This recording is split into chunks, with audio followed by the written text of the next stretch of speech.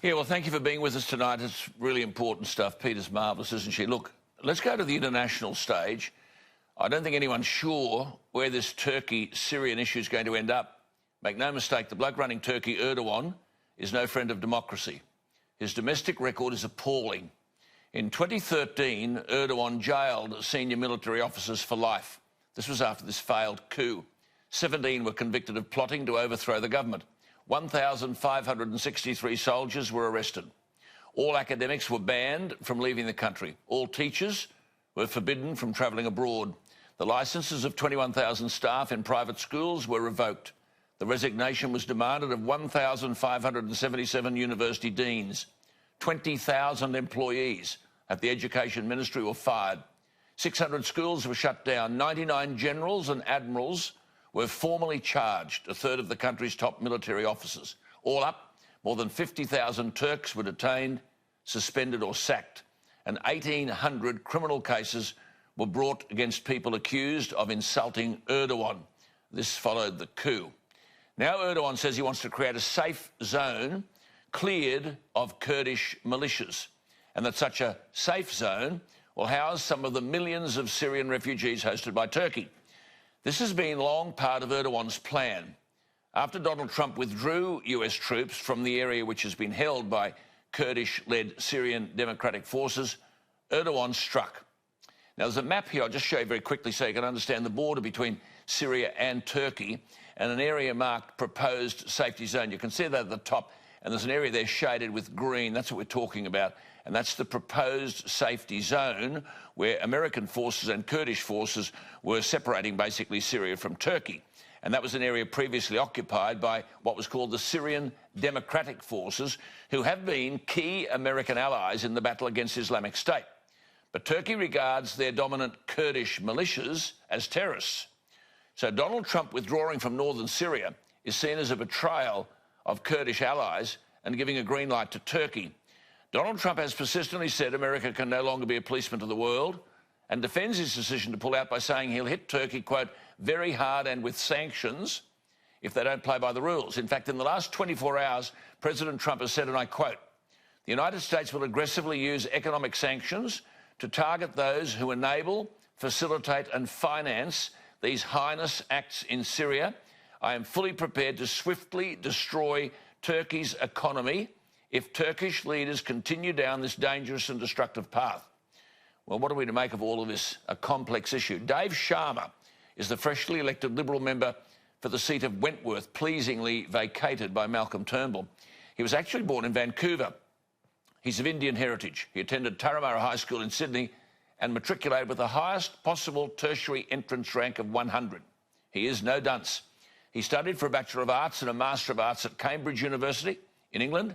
He transferred to law, graduated with first-class honours. He returned to Sydney to study medicine at the Sydney Medical School, but then began working as a public servant in the Department of Foreign Affairs and Trade. He was head of the International Division in the Department of Prime Minister and Cabinet in 2010 at the age of 35. The then Foreign Minister Bob Carr made him ambassador to Israel in 2013 at the age of 37, the youngest person to be appointed as an Australian ambassador. He is, as I said, the grandson of an Indian immigrant, but brings to the federal parliament a critical scholarship at a time where international affairs matter to Australia. And he joins us from Canberra. Dave Sharma, good evening. Thank you for your time. What do we make of this? What do you make of this? Well, it's very troubling on a number of fronts, Alan. I think there's the immediate humanitarian impact of Turkey's incursion into northern Syria. We've already seen lots of people displaced and dozens killed.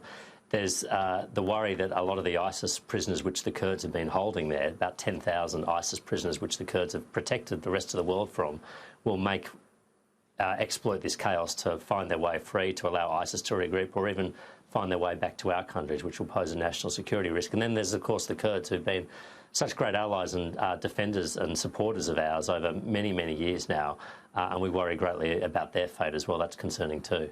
Well, now, Trump says he will, quote, he is, quote, fully prepared to swiftly destroy Turkey's economy. Can he? He's announced a number of targeted measures already against a number of Turkish individuals. He's, I think, doubled the the steel tariff on imported steel.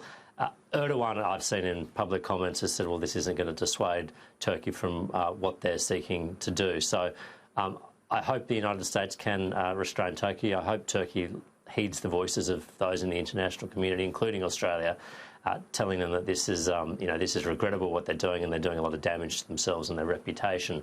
But it's a very fluid situation right now. Just before Peter makes a comment here, and I know she wants to say something, Erdogan says Turkey will not back down, quote, no matter what anyone says. This is Erdogan. We are determined to continue the operation until the end without paying attention to threats. We will absolutely finish the job we started. Our battle will continue until the ultimate victory is achieved. What is the end that Erdogan is talking about, and what is the job that he'll finish?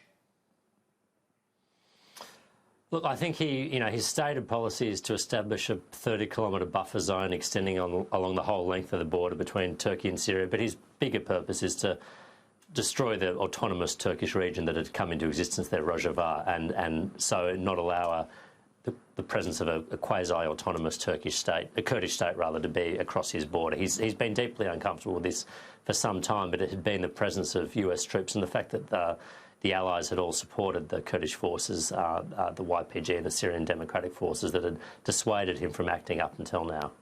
Yeah, I agree with you there, Dave. He's always been against any quasi-Turkish state, and we know with the growth of Islamic State, when they brought in a lot of people to fight from around in Western countries, we had a lot of Australians, 200-odd, who left our shores. The poorest border they tended to merge through was the Turkish border. So they're almost acting with his blessing in many respects. What worries me is how quickly these captured fighters will leak into Europe, and we've seen it as they've left Europe in waves of immigrant boats pretending to be genuine refugees. They've caused a lot of damage, particularly in France, but elsewhere. How quickly do you think we're going to see change in that dynamic? Because the Kurds are fighting for their lives now. They're not guarding these prisons. No, they're not at all. And in fact, I mean, the Kurds have just basically sort of sought protection from the Assad regime and said, help us defend against this Turkish incursion. So, look, they're not interested. I mean, they're fighting for their survival right now, as you said. So I don't know who's looking after the ISIS prisoners. A large number of them have already escaped. I've been reading media reports of that. And they're either going to go back to the field in Syria, or they're going to go back to their home countries. And as we know, they've come from Europe, they've come from Australia, they've come from a number of our countries, and they've posed a huge national security threat to us, throughout this time. And if they reach our shores again, it will create a significant strain on our intelligence and national security services to make sure we protect Australians from them. Just this is an indulgence for me, though, but you've been an ambassador, right? So at leader to leader level, it becomes a very personal relationship. I mean, so much of what happens good and bad in the world comes down to just individuals, as scary as that might seem. I've sat in the room with Erdogan, with the former Prime Minister. I find him a very sinister being. What happened with Trump that he made this snap decision after conversations with Erdogan that's got us into this situation in a matter of days? What went wrong? Look, I can only speculate here, and I've seen the news reports, but I think it's clear that Erdogan thought he had, correctly or incorrectly, US blessing or the President's blessing to go in and conduct this operation.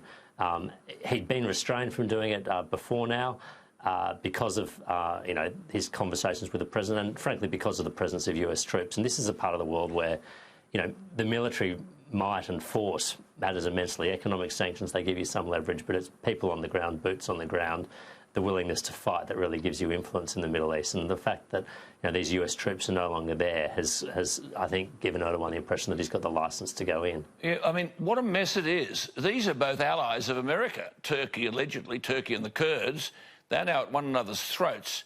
I note also, Dave, we're speaking of Dave Sharma, the federal Liberal member for Wentworth, that there are about 50 nuclear bombs stored at a US airbase in Turkey. And Erdogan's talking about them, or it's being said by people close to Erdogan, that could be a bargaining chip. What do you think that means? Look, I'd certainly hope not, and I'm not aware of what sort of arsenal the United States keeps in Turkey, but they are a NATO ally, and for many years they've been quite a steadfast NATO ally, particularly given how far east they are and, you know, their importance during the Cold War as a position against the Soviets and their control of the Bosphorus and the Black Sea and whatnot. And look, this has been a problematic thing, and, you know, in some senses the original sin here, or the cause of this crisis goes back many years. It's because, you know, we didn't rightly or wrongly seek to do more to shape the course of the Syrian conflict earlier on. When Islamic State emerged, we had to deal with the people that were there on the ground because we weren't. We seized upon the YPG, this Kurdish militia, which was always going to set up tensions with Turkey, and up until now we've been able to manage those. Can I just jump in there, Dave Sharma, because I was working with Tony Abbott at the time. The West had to push Barack Obama to even act in this space. He did not want to go in there, and it was only, I think, when the constant videos were played out about the beheadings and the loss of journalists' lives and things like that, that people saw the threat of Islamic State. And when they started to control a means of income like oil fields and things, that people woke up to the threat. But Obama was very unwilling. Oh, exactly, yeah. No, look, President Trump has inherited the Obama policy, and it didn't, you know, it meant he didn't have a lot of options when he came to office about how he could improve or find a better outcome in Syria, no doubt. Just before we go, Dave Sharma, there are suggestions that you mentioned it yourself there, that Assad will come to the aid of the Kurds, and Assad is backed by Russia. How much is that going to affect the outcome of all of this? My first question. The second question is, for the sake of having 1,000 American troops in the area, is the decision taken by President Trump worth this hassle? Well, look, I'd just say that, you know, as a great power and a global power, the United States has forces deployed abroad, you know, large numbers of them at any given time. There's about 55,000 in Japan. There's about 25,000 in Korea. He just announced, President Trump, a decision to send 2,500 additional troops to Saudi Arabia to deter aggression. So it's part of the nature of how you exercise influence in this part of the world, in fact, around the world altogether. Now, what it means that the Kurds have turned to Assad for help, it's basically going to strengthen Assad's hold over the country, but more importantly, those who back him and those who've saved him from the brink, and that's the Russians and the Iranians, who already exercise a high degree of influence in the Middle East, and particularly in Syria, and their influence is only going to be higher as a result of this move. But is it going to affect the outcome? I mean, can you see an end in sight to this? Is there a middle ground? Look, unfortunately not, I don't think. I mean, Assad has been in the ascendancy for some time, backed by Russia and Syria. There's two parts of the country, by and large, that he doesn't control. One was the Kurdish-controlled northeast, which he's now has been invited into by the Kurds, and the other is a small rebel pocket around Idlib, the Idlib enclave. So this is just one more step in Assad's, you know, brutal reunification of the country. And after the butchery he's committed against his own people, the number of people that have fled, have suffered, you know, been hit with chemical weapons, been barrel bombed, hospitals have been hit, civilians have been killed. It's, you know, it's just a deeply tragic situation. Good to talk to you.